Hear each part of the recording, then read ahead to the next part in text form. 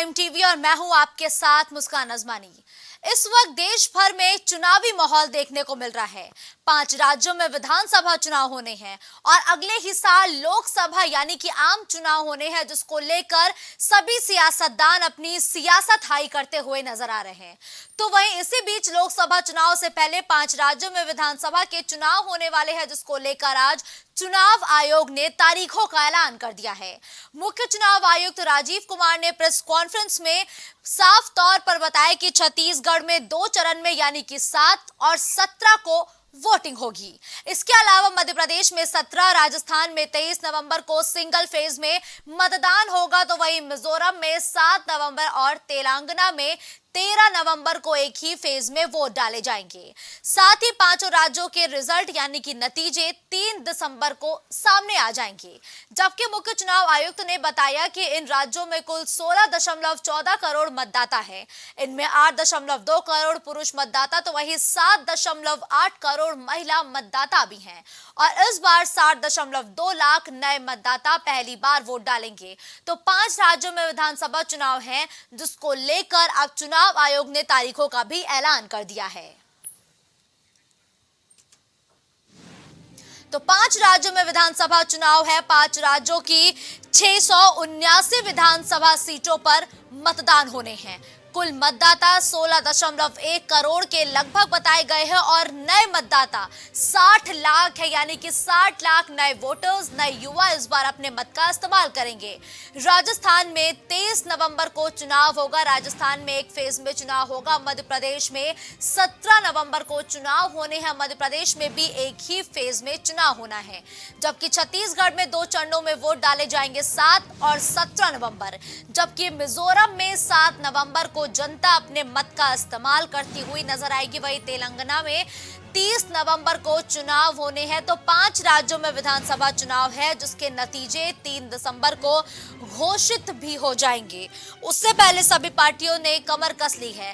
Bharatiya Janata party ने मध्य प्रदेश में तो जो प्रत्याशी है उनकी एक लिस्ट भी जारी की है, जिसमें केंद्रीय मंत्रियों के साथ ही सांसदों को भी प्रत्याशी बनाया गया है।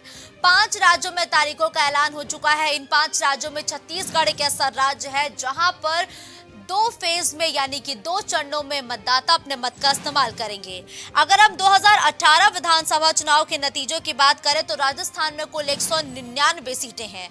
बहुमत के लिए 100 का आंकड़ा चाहिए होता है। कांग्रेस फिलहाल यहां पर सत्ता में है। कांग्रेस ने 2018 में 100 सीटों पर जीत हासिल की थी। मध्य प्रदेश में कुल 230 सीटें हैं और बहुमत के लिए 116 का आंकड़ा चाहिए होता है और कांग्रेस को यहां पर 114 वोट मिले थे। बीजेपी को 109 मिले थे, लेकिन कांग्रेस यहां पर वोट तो इसको फुल मिल गए थे, लेकिन उसके बावजूद भी यहां पर सत्ता लंबी नहीं चल सकी कांग्रेस की और एक बार फिर से सत्ता पलटी भारतीय जनता पार्टी के पास। एक बार फिर से फिलहाल मध्य प्रदेश की सत्ता है। छत्तीसगढ़ की कुल 90 सीटें हैं, जहां पर 46 बहुमत के लिए चाहिए होती हैं। कांग्रेस के पास 68 सीटें हैं।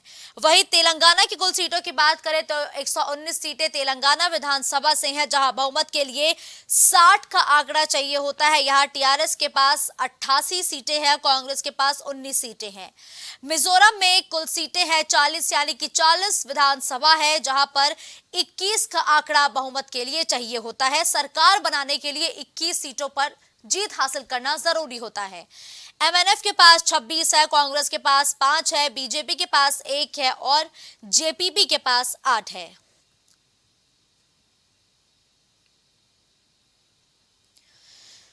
तो देखिए, चुनाव रोमांचक है। यहां पर सीधी लड़ाई आईएनडीए वर्सेस एनडीए के बीच है। आम चुनाव से पहले 5 राज्यों में होने वाले विधानसभा चुनाव को एक लिटमस टेस्ट की तरह देखा जा रहा है और इन 5 राज्यों के विधानसभा चुनाव के लिए हर एक पार्टी दमखम दिखाती हुई, जोर आजमाइश करती हुई नजर आ रही है। अगर हम राजस्थान की बात करें तो यहां फिलहाल सत्ता कांग्रेस के हाथों में है।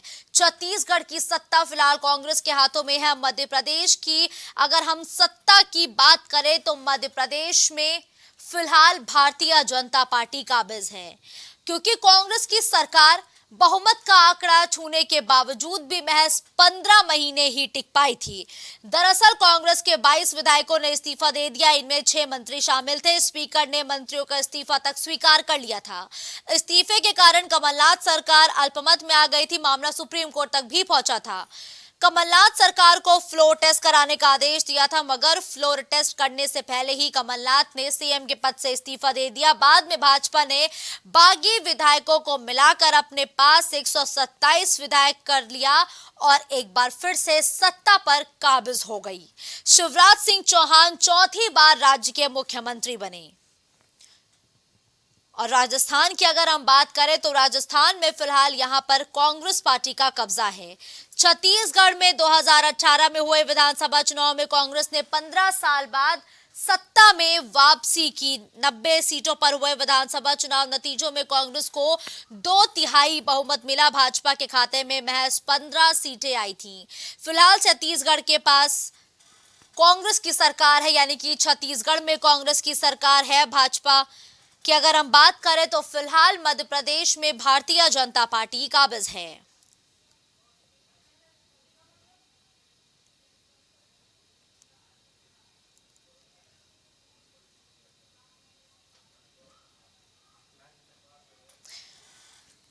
तो देखिए, चुनाव काफी नजदीक है। तारीखों का ऐलान हो चुका है। अब बस प्रत्याशियों के ऐलान का इंतजार होना बाकी है।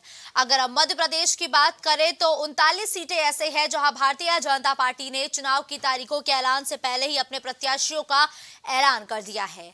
फिलहाल अभी कांग्रेस की तरफ से किसी को चुनावी मैदान में नहीं उतारा गया है। राजस्थान, मध्य प्रदेश और छत्तीसगढ़ में कांग्रेस के खिलाफ आम आदमी पार्टी चुनाव लड़ रही है। लोकसभा चुनाव में जहां विपक्षी दल यानी कि आईएनडीआई अपनी एकजुटता दिखा रहा है, तो वहीं विधानसभा चुनाव में जो तमाम विपक्षी दल है वो अलग अलग अपने दम पर अपनी दावेदारी पेश कर रहे हैं। राजस्थान, मध्य प्रदेश और छत्तीसगढ़ में कांग्रेस के खिलाफ आम आदमी पार्टी चुनाव लड़ रही है। बीजेपी के खिलाफ तैयार हुए विपक्षी गठबंधन आईएनडीआई में कांग्रेस और आप दोनों शामिल हैं, मगर विधानसभा चुनाव में दोनों एक दूसरे के खिलाफ लड़ रही हैं। अब ऐसे में ये देखना काफी रोमांचक हो जाता है कि 2024 के चुनाव से पहले 5 राज्यों में विधानसभा चुनाव के जो नतीजे आएंगे वो किसके पक्ष में होंगे। जिस महिला आरक्षण को लेकर तमाम विपक्षी दल मुद्दा बना रहे हैं और उसी महिला आरक्षण को लेकर भारतीय जनता पार्टी ने महिलाओं के आरक्षण की बात भी कह दी है। लेकिन एक बार फिर से आपको चुनाव आयोग द्वारा प्रेस कॉन्फ्रेंस की गई उन तारीखों के बारे में बताते हैं कि कब कब किस राज्य में चुनाव होने हैं, उसके नतीजे कब आएंगे। तो 5 राज्यों की 279 विधानसभा सीटों पर चुनाव होने हैं। कुल मतदाताओं की संख्या इन 5 राज्यों में 16.1 करोड़ की बताई गई है। इसके साथ ही नए अगर हम वोटर्स की बात करें तो 60 लाख वोटर्स इस वक्त नए जुड़े हैं। राजस्थान में 23 नवंबर को चुनाव होने हैं। राजस्थान की जनता 23 नवंबर को अपने मत का इस्तेमाल करेगी। तो वहीं मध्य प्रदेश में 17 नवंबर को चुनाव होने हैं। छत्तीसगढ़ में 7 और 17 नवंबर को चुनाव होने हैं। 2 चरणों में चुनाव होने हैं। इसके साथ ही मिजोरम में 7 नवंबर को चुनाव होंगे। तेलंगाना में 30 नवंबर को जनता अपने मत का इस्तेमाल करती हुई नजर आएगी। तो इसके साथ ही अब 5 राज्यों के विधानसभा चुनाव की तारीखों का ऐलान होना है। 3 दिसंबर को नतीजे घोषित हो जाएंगे।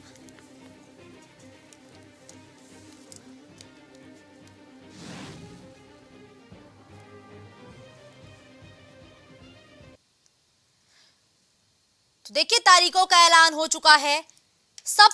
सभी पार्टियों की अपनी अपनी रणनीति क्या है, किस एजेंडे के तहत अब वो अपना जनाधार बढ़ाने की कोशिश करेंगी, क्योंकि लगातार तारीखों का इंतजार था।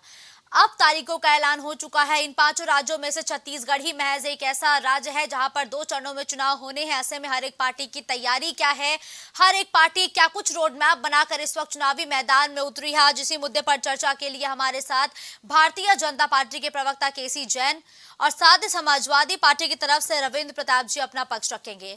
इस चर्चा की शुरुआत सबसे पहले केसी जैन जी से करते हुए। केसी जैन जी, देखिए, अब तो तारीखों का भी ऐलान हो चुका है। छत्तीसगढ़ ही महज एक ऐसा राज्य है जहां 2 चरणों में चुनाव होंगे। भारतीय जनता पार्टी की इन सभी राज्यों में चुनावी रणनीति क्या है, क्या प्लान है बीजेपी का? बिल्कुल देखिए मुस्कान जी, जिन इन 5 राज्यों के चुनाव होने हैं, इसको लेकर के भारतीय जनता पार्टी पहले से अपनी पूरी तैयारी में है और तमाम सारी जगहों पे लगातार पार्टी के तमाम सारे कार्यक्रम भी हुए हैं और अब जबकि चुनाव आयोग ने चुनाव की घोषणा कर दी है, जैसा कि आपने भी बताया कि राजस्थान में 23 नवंबर को और वहीं मध्य प्रदेश में 17 नवंबर को, साथ ही साथ छत्तीसगढ़ में 2 चरणों में होना है, 7 और 17 नवंबर को, और मिजोरम और मध्य प्रदेश सारे चुनाव होकर के इसका रिजल्ट 3 दिसंबर को घोषित हो जाएगा। तो देखिए भारतीय जनता पार्टी पूर्ण रूप से अस्वस्थ है कि इस बार आज की 5 राज्यों में उसकी सरकार बनेगी। आप देखिए कि राजस्थान में जो चुनाव हुआ था उसमें बहुत कम सीटों का डिफरेंस रहा था भाजपा में और कांग्रेस के बीच में। और आप देखिए कि इसी तरीके से मध्य प्रदेश में जो सीटें थी उसमें भी बहुत कम डिफरेंस था कि भारतीय जनता पार्टी आम चुनाव में 109 सीटें लेकर के आई थी, कांग्रेस 114 लेकर के आई थी। तो एक तरीके से केवल 5 सीटों का डिफरेंस था, लेकिन उसके बाद में भी वो वहाँ पे ना तो जनता का भरोसा जीत पाए, ना तो अपने नेताओं का भरोसा जीत पाए। तमाम सारे निर्दलीय जो थे वो भी हमारे साथ में आए। साथ ही साथ वहाँ पे जो कमलनाथ थे उन्होंने फ्लोर टेस्ट भी नहीं दिया, उन्होंने पहले से इस्तीफा, उन्होंने मान लिया कि भाई हमारी सरकार गिर चुकी है। तो देखिए ये भी आरोप लगा रहे हैं विपक्ष कहीं ना कहीं कि मध्य प्रदेश में आपने सरकार किस तरीके से बनाई। तो देखिए जब आपको आपके नेताओं को आप पे भरोसा नहीं है, जनता को आप पे भरोसा नहीं है, तभी तो टूट करके अलग हुए। और आज भी भारतीय जनता पार्टी की सरकार वहां पर है। आप 2 साल भी सरकार वहां पर नहीं चला पाए कमलनाथ जी। तो देखिए सरकार चलाना और 2, 4, 5 सीटों के डिफरेंस पे कहीं से किसी की जीत हो जाना वो अलग बात है। लेकिन जिस प्रकार से वहां पे मध्य प्रदेश के मुख्यमंत्री जी लगातार काम कर रहे हैं, छत्तीसगढ़ और राजस्थान में लंबे समय तक भारतीय जनता पार्टी की सरकार रही। वसुंधरा राजे सिंधिया जी लंबे समय तक वहां पे मुख्यमंत्री रही, लेकिन कुछ एंटी कैंपेंसी रही और भी बहुत ज्यादा डिफरेंस, 2, 4, 10 सीटों का डिफरेंस रहा और वहां पे आज कांग्रेस की सरकार है। लेकिन कांग्रेस की सरकार से जनता त्राईमार वहां कर रही है। वहां पे जिस प्रकार से गुंडा राज है, जिस प्रकार से भ्रष्टाचार है, जिस प्रकार से बच्चियों के रोज रोज रेप की घटनाएं सामने आ रही है, साथ ही साथ किसानों के ऊपर जिस प्रकार से कई बार लाठीचार्ज वहां की सरकार ने किया, तो और कई बार वहां पे किसानों ने विधानसभा भवन घेरने का भी प्रयास किया, काम किया। तो बिल्कुल असंतुष्ट है राजस्थान से जनता। जनता राजस्थान सरकार से पूर्ण रूप से असंतुष्ट है और साथ ही साथ भारतीय जनता पार्टी की सरकार और भारतीय जनता पार्टी की चाहे केंद्र की सरकार की योजनाएं हो वो भी वहां की जनता को नहीं मिल रही है। राजस्थान अपना एक अलग ढाई चावल पकाने का काम कर रहे हैं वो लोग। तो कुल मिलाकर के चाहे राजस्थान हो, मध्य प्रदेश में तो भारतीय जनता पार्टी की सरकार रही है, चाहे छत्तीसगढ़ हो, तेलंगाना हो, मिजोरम हो, तो पूर्ण रूप से भारतीय जनता पार्टी अस्वस्थ है कि हमने जो काम किया है, हमारी जो नीतियां हैं और जिन जिन प्रदेशों में हमारी सरकारें हैं उनमें जिस प्रकार से जनता संतुष्ट है। आप देखिए अभी महिलाओं का मुद्दा आया, महिला आरक्षण बिल आया, महिला आरक्षण बिल पे अभी तक ये लोग काम क्यों नहीं कर रहे थे? 2010 में मनमोहन जी बिल लेकर के आए भी, लेकिन यही समाजवादी पार्टी थी और यही आरएलडी थी जिन्होंने विरोध किया बिल का। इनके टोटल मिलाकर के 20-25 सांसद हुआ करते थे। कांग्रेस चाहती तो बिल तब भी ले आती, कोई फर्क नहीं पड़ने वाला था। लेकिन कांग्रेस को तो एक बहाना चाहिए था केवल कि महिला आरक्षण बिल ना पास हो। अगर उसमें से 25 लोग इस्तीफा भी दे देते तब भी सरकार गिरने वाली नहीं थी और इनकी पूर्ण बहुमत की सरकार थी और इतनी सीटें इनके पास थी कि अगर 25 लोग इस्तीफा दे देते मनमोहन सिंह जी की सरकार में, जो कि बाहर से समर्थन कर रहे थे, चाहे समाजवादी पार्टी हो, चाहे आपके लालू जी की पार्टी हो। लेकिन इन्होंने क्या किया, इन्होंने कहीं ना कहीं एक आड़ लेकर के कि जो है ये लोग नहीं चाह रहे इसलिए हम बिल नहीं लेकर के आ रहे। आज बिल पास हो गया है तो उस पर विरोध भी कर रहे हैं, समर्थन भी कर रहे हैं, यानी एक तरफ समर्थन कर रहे हैं, एक तरफ विरोध कर रहे हैं, क्योंकि जान रहे हैं कि अगर विरोध खुल के करेंगे तो इसका हमारे ऊपर बुरा प्रभाव पड़ेगा, महिलाएं जो हमसे नाराज होगी। और समर्थन इसलिए मजबूरी में करना पड़ा, लेकिन क्या विरोध है? लगातार किसी न किसी प्रकार से बिल को रोके रखना, जिस प्रकार से कांग्रेस की 10 साल तक सरकार रही उन्होंने रोके रखा और आज भी उसको रोके रखते। लेकिन माननीय प्रधानमंत्री जी ने, मोदी जी ने उसको कर दिखाया और अपनी रणनीति के तहत सबको समर्थन में भी लाके खड़ा कर दिया। तो भारतीय जनता पार्टी चाहे महिलाएं हो, नौजवान हो, बच्चे हो, किसान हो, सबके लिए काम कर रही है, सबके लिए सोच करके आगे बढ़ रही है। सबका साथ सबका विकास का यही मोटो है और बिल्कुल 5 की 5 राज्यों में आप देखिएगा कि एक बार फिर से भारतीय जनता पार्टी का झंडा लहराएगा। चलिए ठीक है, अब इन तमाम सवालों के जवाब रविंद्र जी से तो लूंगी, लेकिन देखिए रविंद्र जी, मध्य प्रदेश में लगातार अखिलेश यादव सक्रिय हो चुके हैं, जनसभाओं को संबोधित कर रहे हैं, लेकिन इसके अलावा तारीखों का ऐलान हो चुका है। आगे समाजवादी पार्टी की रणनीति क्या है? कैसे आप अपना जनाधार मध्य प्रदेश में बढ़ाएंगे? क्या एजेंडा है आपका? किस रोड मैप पर समाजवादी पार्टी चल रही है? मध्य प्रदेश सहित सारे राज्यों में, सभी 5 राज्यों में एनडीए की जीत हो, मैं गलत बोल गया, इंडिया की जीत हो, या समाजवादी पार्टी का एजेंडा है। इस एजेंडे के तहत हमने मध्य प्रदेश में अपने कुछ उम्मीदवार भी उतारे हैं। फ्रेंडली फाइट्स है, जहां पर वोट डिवीजन होने के चांसेस थे। असल लड़ाई जो है इंडिया गठबंधन की है, और यह निश्चित है कि 2 बड़े राज्य मध्य प्रदेश, राजस्थान, फिर मध्यम स्तर के राज्य छत्तीसगढ़, तेलंगाना, फिर एक छोटा राज्य मिजोरम, इन सब जगह पे पिछली बार की तरह भारतीय जनता पार्टी हारेगी। ठीक है। पिछली बार भी इन 5 राज्यों में हारी थी, इस बार भी हारेगी। मध्य प्रदेश में जो सबसे बड़ा समस्या है कि वहां पर करीब करीब 37% आबादी दलित और वनवासी की है, जिनको सुरक्षा देने में पूरी तरीके से सरकार असफल रही है। पेशाब कांड सामने आ चुका है। बलात्कार के मामले में राजस्थान के बाद में दूसरे नंबर पे है मध्य प्रदेश। महिला अपराध के मामले में दूसरे नंबर पे है मध्य प्रदेश।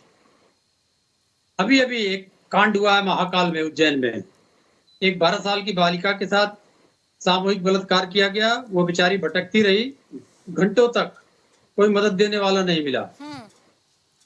तो इस प्रकार से दलितों के साथ में, पिछड़ों के साथ में, वनवासियों के साथ में 2 अत्याचार हुआ मध्य प्रदेश में। जो चुनी हुई सरकार का अपमान किया है भारतीय जनता पार्टी ने, उसका खमियाजा इस बार उसको भुगतना पड़ेगा। और राजस्थान, छत्तीसगढ़, तेलंगाना में इंडिया गठबंधन बहुत क्लियर मेजॉरिटी से जीत रहा है। मिजोरम में जो सरकार है मिजो नेशनल फ्रंट की है, वहां पर 1 सीट भारतीय जनता पार्टी की है, लेकिन वो एनडीए में शामिल है। इस बार मिजो नेशनल फ्रंट भी वहां से हारेगी। ठीक है, धन्यवाद। ठीक है। संजय सिंह के प्रवक्ता भी इस वक्त, संजय सिंह कांग्रेस के प्रवक्ता भी इस वक्त हमारे साथ जुड़ चुके हैं। संजय जी, आपका प्राइम टीवी पर पहले तो बहुत बहुत स्वागत है। देखिए, तारीखों का इंतजार था, तारीखों का ऐलान हो चुका है, प्रत्याशियों की लिस्ट कब आएगी? देखिए, प्रत्याशियों की लिस्ट हमारी जो है बड़े सोच समझ कर तैयार की जा रही है। और आज कांग्रेस वर्किंग कमेटी की बैठक भी थी दिल्ली में, तो screening committee, Congress working committee से अगर कोई सुझाव आने होंगे, आने के बाद जो है वो हमारी प्रत्याशियों की सूची लगभग तैयार है, वो जल्द ही आ जाएगी। रहा बात तैयारी की, तो कांग्रेस लगातार जो है, कांग्रेस पार्टी के जो हमारे पूर्व मुख्यमंत्री आदरणीय कमलनाथ जी लगातार मध्य प्रदेश में पिछले 1.5 सालों से वो लगातार काम कर रहे हैं। और जो भी सरकार के जो काम ठीक नहीं थे उनको लगातार उठा रहे हैं, जनता के बीच में जा रहे हैं। व्यापम घोटाला एक बड़ा मुद्दा रहा है, किसान आय जो है बड़ा मुद्दा है वहाँ पे।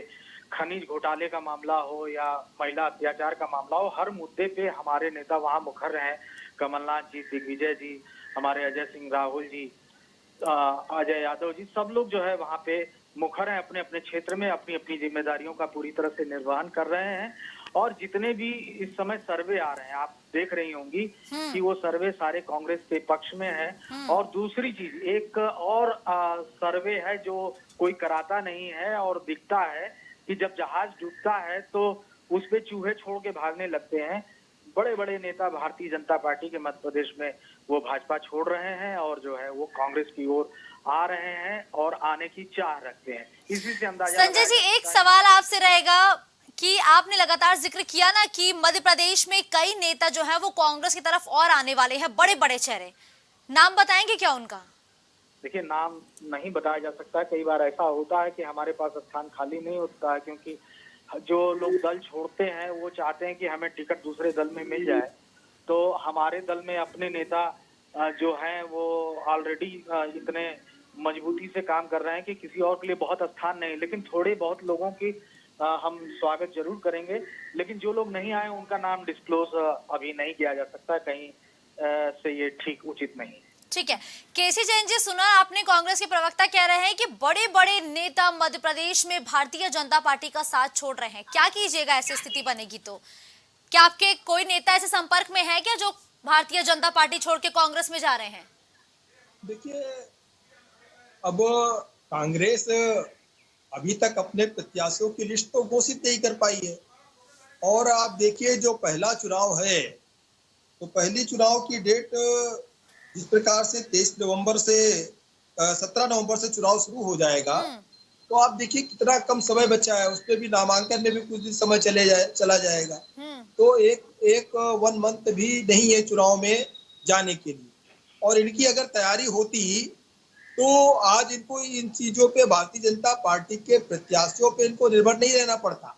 दरअसल कांग्रेस के पास ना चेहरा है, ना नीति है, ना नियत है।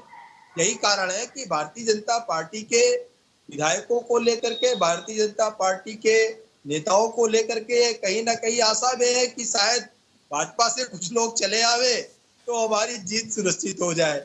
लेकिन ऐसा कहीं पे होने वाला नहीं है। बिल्ली के भाग से छीका कभी कभी टूटता है, हमेशा नहीं टूटता है। तो देखिए, ये लोग तो इस तरीके से कि बिल्ली के भाग से छीका टूटा, इस आशा में लोग आशान्वित होकर के बैठे हुए। इनके पास ना प्रत्याशी है, ना कोई रणनीति है, पहली बात।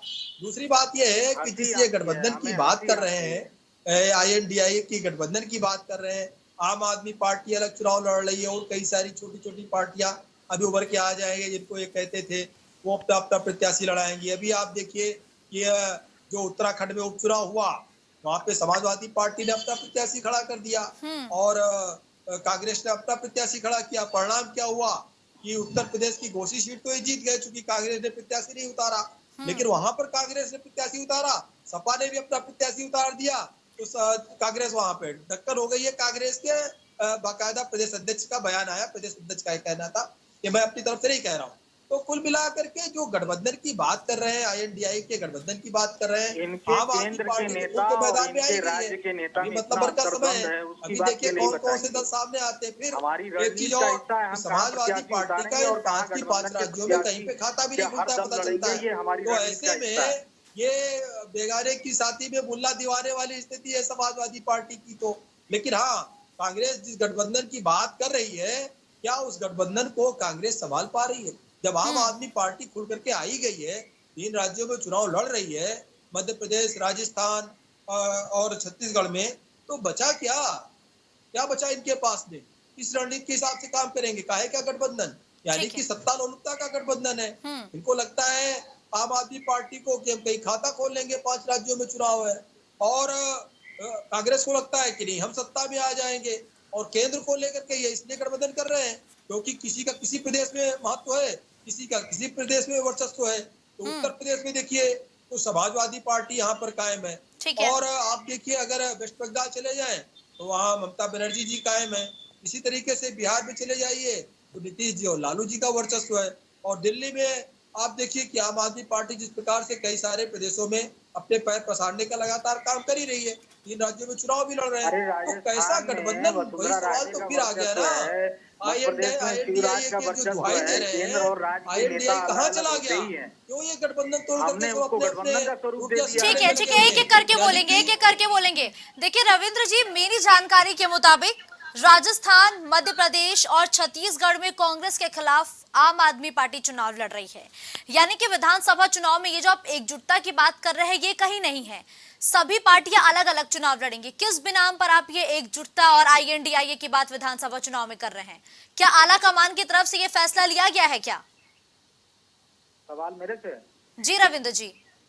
जो NDA की कोऑर्डिनेशन कमेटी है, मैं NDA बोल दे रहा हूँ, मैं इंडिया गठबंधन की जो कोऑर्डिनेशन कमेटी है वो फैसला रविंद्र जी, लेती कहीं है। ऐसा तो नहीं कि आप भी इन्फ्लुएंस हो रहे हैं NDA से? 2 बार से आपने NDA का जिक्र किया है। इसलिए इन्फ्लुएंस हूँ मैं NDA से जी। मैं सैनिक स्कूल का छात्र रहा हूँ। तो हर सैनिक स्कूल छात्र की इच्छा होती है कि NDA में जाके क्वालिफाई करे और एक मिलिट्री ऑफिसर बने।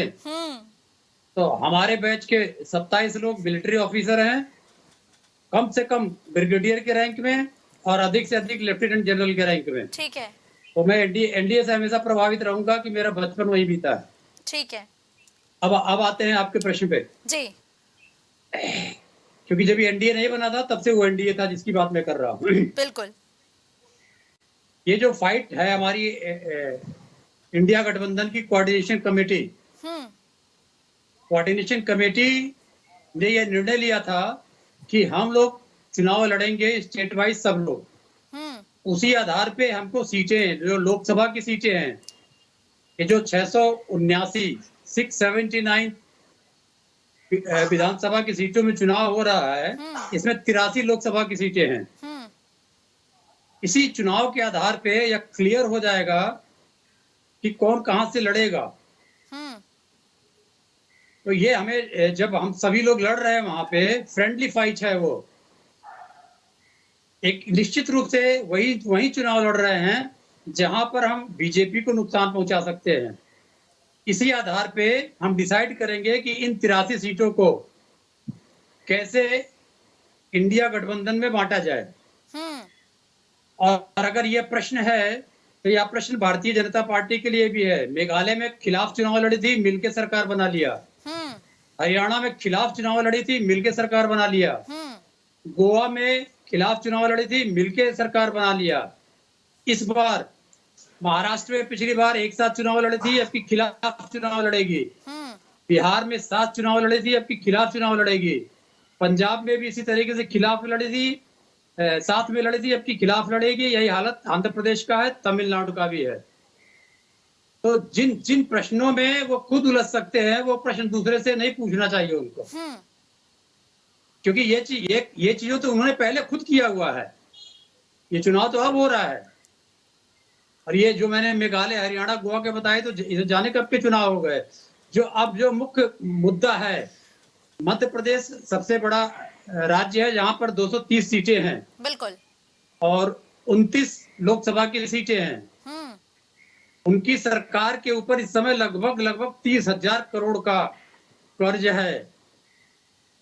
कैसे बताएंगे जनता को ये कर्ज क्यों लिया हमने? जो व्यापक घोटाले को आज तक खोल नहीं पाए, उनके अपराधी जो बंद हैं, उनको सजा नहीं दिला पाए, इन्वेस्टिगेशन पूरा नहीं हो पाया, वो कैसे करेंगे? जो आदिवासी और दलित बहुल जनता है, जब सरकार के पास पैसा नहीं है, कर्ज में डूबी है, कौन सी जन कल्याणकारी नीतियों को लागू की होगी वो? यही हालत। ठीक है रविंद्र जी, आपने मध्य प्रदेश का सवाल उठाया। क्या आपको राजस्थान के आंकड़े पता है? जरा इसका जवाब मैं संजय जी से लूंगी। संजय जी, आपको आंकड़े तो पता ही होंगे ना, हाल ही में जारी हुए हैं कि सरकार के ऊपर कितना कर्ज है। जी। राजस्थान की सरकार ने जो मुफ्त रेवड़ियां बांटी हैं योजनाओं के नाम पर, सरकार पे कर्ज तो पता है। अगर आप मध्य प्रदेश में बीजेपी से सवाल पूछेंगे तो राजस्थान में भी सवाल आपसे किया जाएगा। क्या है जवाब इस पर आपका? देखिए, राजस्थान में ओल्ड पेंशन स्कीम दे रही है कांग्रेस, सिलेंडर दे रही है 500 रुपए में। अगर ऐसी जन कल्याणकारी योजनाएं अगर भाजपा शासित राज्यों में दी जा रही हो तो सवाल नहीं उठते हैं, क्योंकि अल्टीमेटली जो सरकार होती है वो जनता के लिए होती है और जनता के कल्याण के लिए होती है। जनता के कल्याण के मुद्दों पर सवाल नहीं है, लेकिन अगर उद्योगपतियों के कर्ज माफ किए जाएंगे तो निश्चित रूप से सवाल होगा। अगर जनता के हित को ताक पे रख के उद्योगपतियों के कर्ज माफ किए जाएंगे तो निश्चित रूप से सवाल होगा। हम बिजली जो है सस्ती दे रहे हैं, उसमें जनता का फायदा है। हम सिलेंडर मुफ्त 500 रुपए में दे रहे हैं, उसमें जनता का फायदा है। अगर हम ओल्ड पेंशन दे रहे हैं तो उसमें एक संयुक्त परिवार का फायदा है। एक परिवार को अगर ओल्ड पेंशन मिलती है तो पूरा संयुक्त परिवार उससे चलता है, उसका फायदा है। तो जनहित में किए हुए काम पे हम सवाल नहीं उठाते हैं। हम सवाल उन मुद्दों पे उठाते हैं जहां चंद उद्योगपतियों का फायदा होता है और उनसे इनडायरेक्टली जो है अपने चुनाव में चुनाव खर्च लिए जाते हैं, उनका कर्जा माफ करके। वहां पर हम सवाल उठाते हैं और उठाते रहेंगे, इसमें हमें कोई गुरेज नहीं है। अच्छा संजय जी, कर्ज ले लिया आपने जनता की भलाई के लिए, आप कह रहे हैं ये जो कर्ज का बोझ है ये किस पे पड़ेगा? इसकी मार सीधा जनता की पॉकेट पे पड़ेगी ना? देखिए, अर्थशास्त्र अगर आप समझते हो, हम जो है जनता को अगर कुछ कल्याणकारी चीज देते हैं तो कहीं ना कहीं हम उनकी सेवा लेके और उससे टैक्स जनरेट करते हैं। अगर मान लीजिए हम पेट्रोल डीजल पे अगर सब्सिडी देते हैं तो पेट्रोल डीजल का इस्तेमाल करके अगर जनता उससे कोई काम करती है, बिजली पे हम सब्सिडी देते हैं, बिजली के उससे अगर किसान को फायदा होता है, किसान अगर अच्छा काम करता है, उद्योगपति अगर अच्छा, ये मिड स्केल वाले लोग अच्छा काम करते हैं तो वो टैक्स देते हैं जनता को। तो ये इकोनॉमिक्स में एक चक्र होता है। हम सरकार के नुकसान को रोकने के लिए हम इस तरह के कामों को नहीं रोक सकते हैं जिससे टैक्स आना बंद हो जाए, आदमी काम करना बंद कर दे और टैक्स आना बंद हो जाए। घाटा और फायदा लगा रहता है, लेकिन उद्योगपतियों को कर्ज माफ करके और बड़े बड़े कर्ज माफ करके और छोटे व्यापारियों का जो है नुकसान किया जाए, उनके हित पे कुठाराघात किया जाए, हम उस पे सवाल खड़ा करते हैं और करेंगे। ठीक है, केसी जैन जी से आपके तमाम आरोपों का जवाब लेते हैं। ठीक है, जीने और खाने का, जियो और जीने दो के नीति पे कांग्रेस चलती है। ठीक है संजय जी, आप केसी जैन जी से जवाब लेंगे। राजस्थान पे जब कर्ज का सवाल पूछा गया तो उन्होंने मध्य प्रदेश की भी बात की और उन्होंने साफ तौर पर अपनी सफाई में ये तर्क दिया है कि राजस्थान में जनता के कल्याण के लिए कर्ज लिया गया है, जनता का फायदा किया गया है। क्या मध्य प्रदेश में आपने कोई विकास के काम नहीं किए क्या? ये आरोप है आप पे। देखिए मुस्कान जी, अब कुछ समय बचा है चुनाव, और जिन जिन राज्यों में चुनाव हुए ये तमाम सारे आरोप उन राज्यों में पहले भी लगाते। लेकिन आप देखिए उत्तर प्रदेश में अगर सरकार रिपीट करती है 30-35 सालों की बात, तो भारतीय जनता पार्टी की सरकार रिपीट करती है। बाकी कोई सरकार 30-35 सालों में रिपीट नहीं हुई। उत्तराखंड में देखिए भारतीय जनता पार्टी की सरकार फिर से है, और जिस ये INDI गठबंधन की बात करते हैं, पंजाब में कांग्रेस की सरकार थी, उससे भी इन्होंने हाथ धो दिया और वहां पर आम आदमी पार्टी की सरकार बनी। तो कांग्रेस आरोप लगाना अलग बात है, लेकिन जितने आरोप इनके ऊपर है, जितने घोटालों के इनके ऊपर आरोप है, जितने भ्रष्टाचार के आरोप है, और जिस प्रकार से इन्होंने जनता की एक तरीके से गर्दन दबाने का जिस तरीके से कांग्रेस ने काम किया, यही कारण रहा कि कांग्रेस से जनता छुटकारा पाना चाहती है। और भारतीय जनता पार्टी एक अच्छी विचारधारा के साथ, अपनी रणनीति के साथ आती है जनता के बीच में, और जनता उसको सेबाते बैठा। तो केवल उत्तर प्रदेश ही नहीं, केंद्र में आप देखिए माननीय मोदी जी को फिर से 2019 में जनता ने चुना, और लगातार जनता का समर्थन मोदी सरकार को मिल रहा है। अब आप देखिए कि अभी हमने महिला आरक्षण की बात की, इस पे कांग्रेस ने कुछ नहीं बोला, इस पे समाजवादी पार्टी ने कुछ नहीं बोला, क्योंकि लंबे समय तक इन्होंने काम नहीं किया।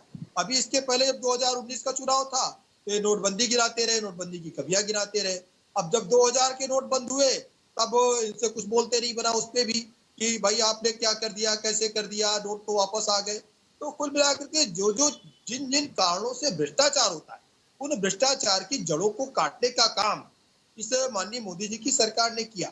और जब नोटबंदी हुई उसका सबसे बड़ा कारण यही था कि नकली नोटों के माध्यम से और फेक करेंसी के माध्यम से जिस प्रकार से आतंकवादी संगठन मजबूत हो रहे थे, उनको निस्तो नाबूद करने का काम और उनको आर्थिक रूप से कंगाल करने का काम सरकार ने किया। और आप देखिए उसके बाद में किस प्रकार से शांति व्यवस्था छाई हुई है। पहले तमाम जगहों पे, संसद से लेकर के मंदिर से लेकर के तमाम जगहों पे आतंकवादी घटनाएं होती थी, विस्फोट होते थे। और जम्मू कश्मीर से धारा 370 खत्म करके जम्मू कश्मीर को अभिनंग बनाने का काम किया।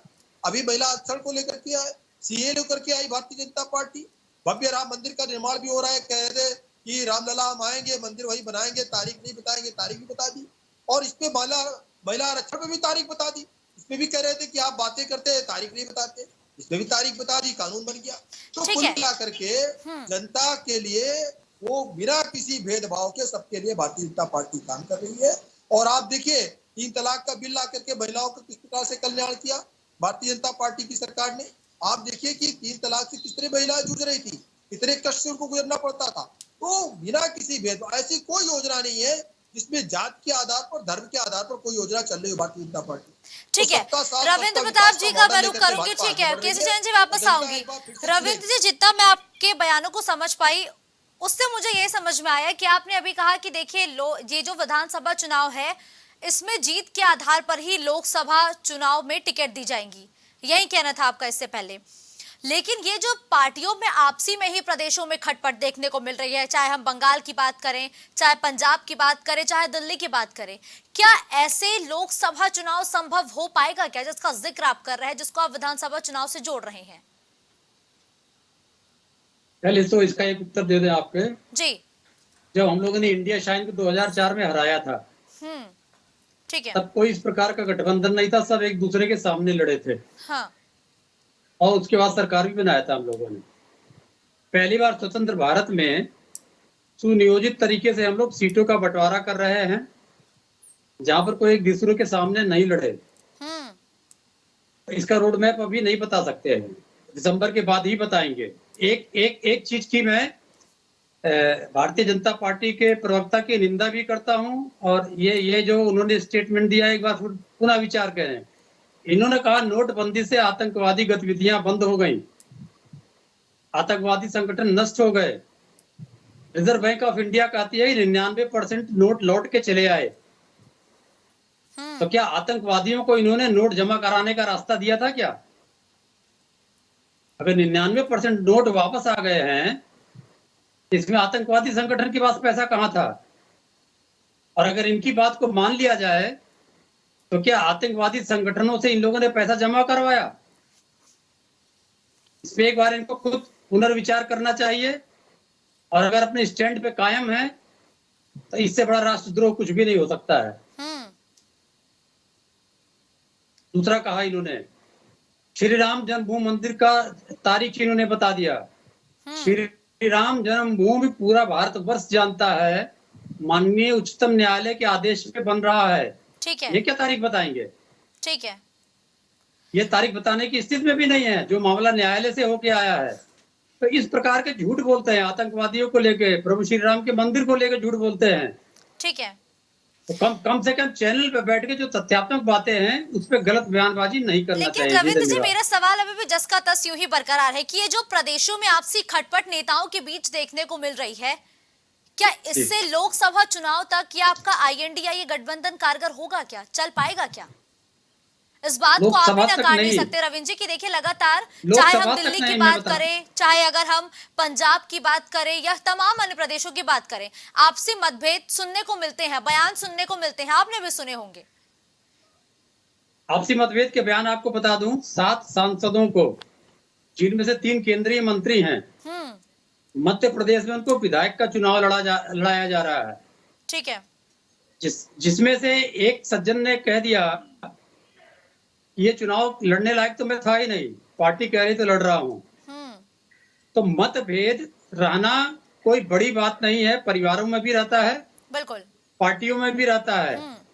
आपके प्रश्न का उत्तर कम शब्दों में कि हम एक साथ लोकसभा चुनाव के लिए गठबंधन है, एक साथ लड़ेंगे, 2000 की तर्ज में सत्ता में वापस आएंगे। ठीक है, धन्यवाद आप सभी गेस्ट का हमारे साथ इस चर्चा में जुड़ने के लिए और अपनी अपनी पार्टियों का पक्ष रखने के लिए। तो देखिए, 5 राज्यों में चुनाव है, दांव किसका चलेगा ये देखना बहुत दिलचस्प है, क्योंकि लोकसभा चुनाव से पहले होने वाले इस विधानसभा चुनाव को एक लिटमस टेस्ट की तरह देखा जा रहा है, और साफ तौर पर यह भी कहा जा रहा है कि विधानसभा चुनाव में जीत ही बताएगी कि देश की जनता का मूड क्या है, क्योंकि लोकसभा चुनाव के लिए भारतीय जनता पार्टी पूरी तरीके से तैयार हो चुकी है। इसके साथ ही साथ 5 राज्यों में होने वाले विधानसभा चुनाव के लिए भी भारतीय जनता पार्टी की रणनीति तैयार हो चुकी है, तारीखों का ऐलान हो चुका है। अब ये जनता के हाथ में फैसला है, अब ये जनता को तय करना है कि जनता अपने मत का इस्तेमाल किसके लिए करती है और कैसे करती है, क्योंकि 5 साल के लंबे इंतजार के बाद जनता को मौका मिलता है कि वो अपने मत का इस्तेमाल करे, घरों से बाहर निकले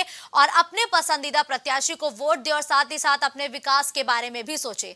तो प्राइम टीवी भी यही दर्शकों से अपील करेगा कि 5 साल के लंबे इंतजार के बाद आपको ये मौका मिलता है, विकास का सोचे, अपने प्रदेश के विकास का सोचे, साथ ही साथ अपने क्षेत्र में भी विकास के बारे में सोचकर आप अपने मताधिकार का इस्तेमाल करें। खबर दोपहर में फिलहाल के लिए बस इतना ही। देश और दुनिया की तमाम बड़ी खबरों के लिए आप देखते रहिए प्राइम टीवी।